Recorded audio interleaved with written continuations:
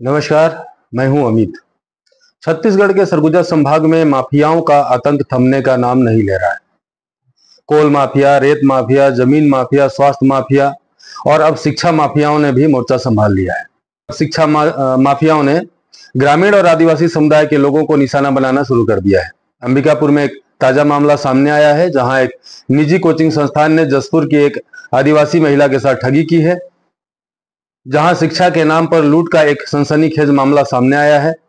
जसपुर जिले के बगीचा क्षेत्र की आदिवासी महिला ने बताया कि एक निजी कोचिंग संस्थान ने उनके बच्चे को कम फीस में गुणवत्तापूर्ण शिक्षा देने का झांसा देकर अपने संस्थान में दाखिला दिलवाया, लेकिन इसके बाद शुरू हुआ अवैध वसूली का खेल। महिला ने संस्थान को तय की गई राशि का पूरा पैसा भुगतान कर दिया। इसके बावजूद भी संस्थान ने टीसी देने के नाम पर महिला से अतिरिक्त रकम की मांग की।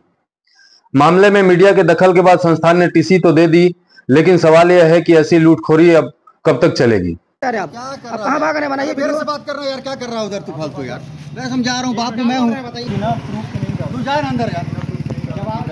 आपके बात कर रहे हैं तो आप क्या बात कर रहे हैं? लीजिए मेरा फोटो खींच लीजिए।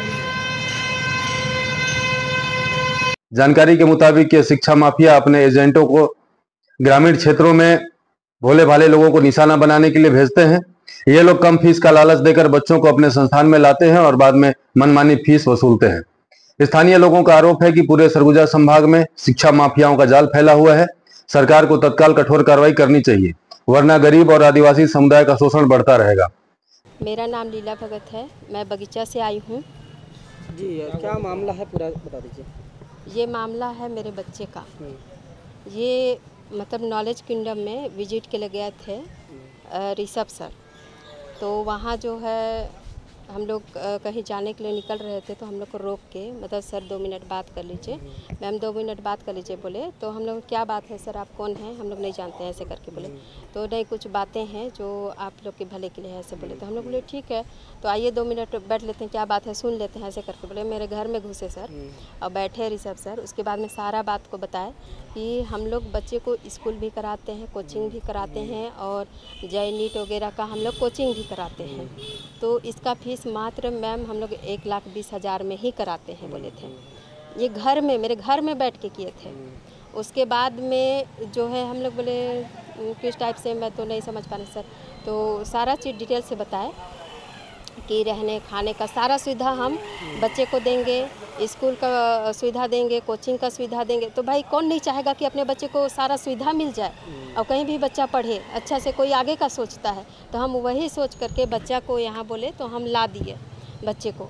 फिर आप इतना तारीख को ला दीजिएगा बोले, तो हम ला दिए। फिर उसके बाद में 2024 में ला दिए थे। फिर उसके बाद में जो है लाए रहा बच्चा, और फीस का जैसे हुआ बात, तो 1,20,000 का ही घर में बात किए थे भाई। हम दोनों मियाँ बीवी बैठे थे, हमारे से बात किए थे। और यहाँ जो फीस हमारा पूरा पट गया, तो उसके बाद में मतलब मैं 9 तारीख को आई अप्रैल में, बच्चे का एग्ज़ाम वगैरह हो गया। तो उसके बाद में बोले कि ठीक है, आपका फ़ीस क्लियर है, आप बच्चे को ले जा सकती हैं। तब मैं बच्चे का सामान बांधी। बिना फीस का कोई बच्चे को ले जाने देता है क्या सर?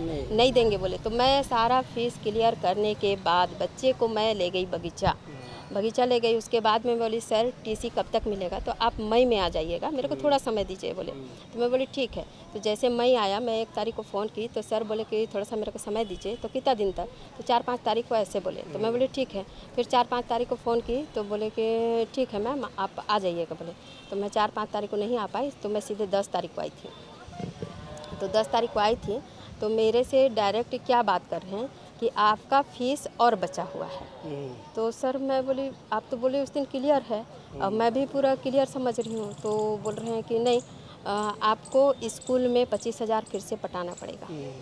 तो भाई इतना जब हम पूरा क्लियर कर चुके हैं, उसके बाद में बच्चे को एग्ज़ाम में बैठने दिया और हॉस्टल से ले जाने दिए, उसके बाद में फिर कहाँ से 25,000 फीस आ गया सर? ये बात हो रहा है। जबकि वो खुद बोले थे ऋषभ सर कि 25 मतलब पूरा क्लियर है मैम, आप बच्चे को ले जा सकते हैं। मैं ले गई बच्चे को। उसके बाद में जब टीसी का बात आ रहा है, तो 25,000 फिर से पटवा रहे हैं। जबकि इन लोग का टाई अप होता है स्कूल में। अब इन लोग टाई अप करके बच्चे को मात्र यहाँ कोचिंग कराते हैं और एग्ज़ाम दिलाने स्कूल में बस ले जाते हैं। और कोई इन लोग का पढ़ाई वढ़ाई बस वही कोचिंग खाली कराते हैं, उसके बाद में कोई वो नहीं करते हैं। क्या चाहते हैं आप? बस मैं इतनी चाहती हूँ कि मेरे बच्चे का भविष्य बर्बाद ना हो। मैं यहाँ नॉलेज किंगडम में इतना ज़्यादा फीस है, मैं अपने बच्चे को नहीं रख सकती हूँ, तो मेरे लिए बस मेरा बच्चा का टीसी दे दे। मैं गांव में पढ़ाऊँगी बच्चे को, कम भले जो भी है सरकारी स्कूल में पढ़ाऊँ चाहे कहीं भी पढ़ाऊँ, जो भी है। और बच्चा तो CBSE में पढ़ा है और दूसरा पढ़ नहीं सकता है, तो CBSE का जो एडमिशन डेट है वो निकलता जा रहा है और मेरे को यहाँ रोज दिन घुमाया जा रहा है कि आप फीस दीजिए तब जमा। आज कहाँ आए थे? आज मैं यहीं कलेक्टेड आई थी, सोची कि मैं कल गई थी ऋषभ सर के पास, तो वो अपने पापा को बुला के लाए, तो अपने पापा से वही कराया कि नहीं हम एग्रीमेंट है, ऐसे है वैसे है, दुनियादारी। हम मैडम लोग से एग्रीमेंट कराते हैं साल भर का, हम 60,000 देंगे। तो भाई हमारे से कोचिंग सेंटर कहाँ है उनका? हनुमान मंदिर के सामने में है। तो हाँ, तो हम देखिए हमारे से जो बात हुआ था वो ना हम करेंगे। 1,20,000 घर में बात करके आए थे भाई, यहाँ उनका किसके साथ एग्रीमेंट है वो तो हमको नहीं पता है।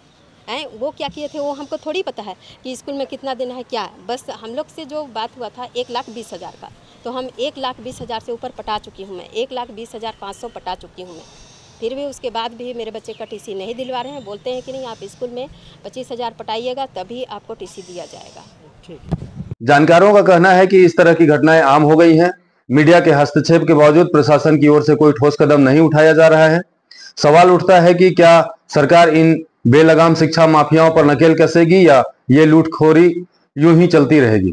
यह गंभीर मामला न सिर्फ शिक्षा व्यवस्था पर सवाल उठाता है बल्कि प्रशासन की जवाबदेही को भी कटघरे में खड़ा करता है। यह गंभीर मामला न सिर्फ शिक्षा व्यवस्था पर सवाल उठाता है बल्कि प्रशासन की जवाबदेही को भी कटघरे में खड़ा करता है।